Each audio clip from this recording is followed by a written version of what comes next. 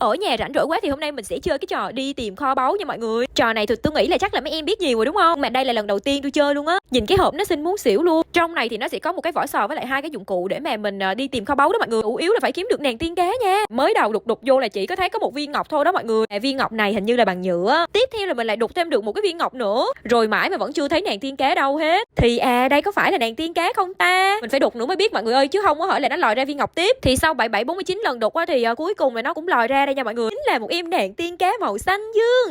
Rất là xinh nha, dễ thương ghê luôn á. Đâu hết rồi, nhưng mà sau khi ngồi đục tiếp thì vẫn lòi ra thêm một viên ngọc nữa. Nói chung á là cái trò này mà ai rảnh lắm á, không có cái gì làm mà phải tập trung cao độ ngồi đục mấy cái này thôi thì cũng vui đó nha, nên tham khảo thử ha.